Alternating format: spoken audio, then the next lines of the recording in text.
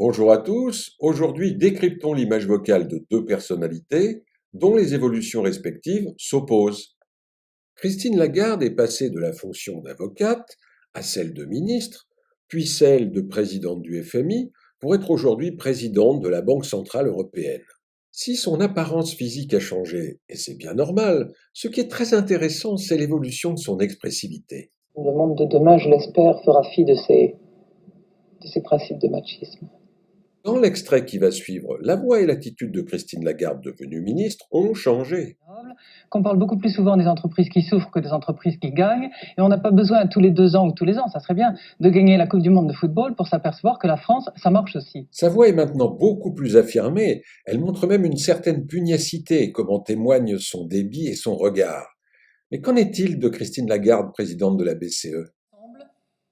Face à ce choc, je le rappelle, d'une ampleur et d'une brutalité sans précédent, nous avons pu faire plus. Parce qu'en effet, tous les niveaux d'intervention ont dû jouer leur rôle.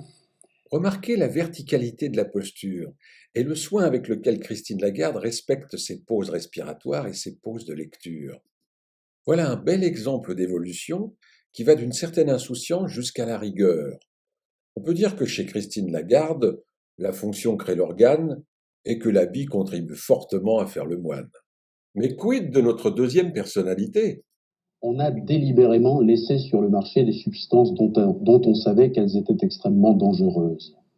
C'est constitutif d'un crime et d'un crime volontaire. Et d'ailleurs, la jurisprudence a étendu l'intention de nuire. Vous avez noté ces petits bafouillages dus à un contrôle extrême du discours. On n'imagine pas Éric Dupond-Moretti s'exprimer de cette façon-là aujourd'hui. Ici, il paraît engoncé, presque mal à l'aise. C'était en 1991. Qu'en est-il en 2012? Oui, mais ça ne signifie pas que je n'aime pas la police. J'aime la police républicaine. J'aime les grands juges. Je n'aime pas l'institution. Je n'aime pas la façon dont les juges sont notés. Je n'aime pas le carriérisme des juges. Je n'aime pas la course aux médailles. Fini les bafouillages, fini le côté coincé. À l'inverse de Christine Lagarde, Éric Dupond-Moretti aime prendre l'espace avec son corps, avec sa voix, et il contrôle son discours complètement différemment. Madame Marine Le Pen, quel privilège pour moi de vous entendre enfin. Voilà bientôt 6 mois que je suis garde des Sceaux. Je vous ai vu quelques minutes à chaque QAG. À l'inverse de Christine Lagarde, Éric Dupond-Moretti ne se soucie pas du tout de sa posture. Il aime être remarqué, il aime jouer. Sport d'hiver, alors que nous passons ensemble des journées côte à côte au Parlement. À vrai dire, je vous y ai peu vu.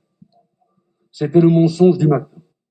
Éric Dupond-Moretti est donc passé du contrôle qu'on pourrait dire exagéré à une liberté totalement débridée. Et c'est l'inverse chez Christine Lagarde, qui est passée d'une certaine nonchalance à un contrôle un peu trop rigide. CQFD, il est difficile de cacher l'artificiel sous le naturel. Du travail, encore du travail, toujours du travail. À bientôt!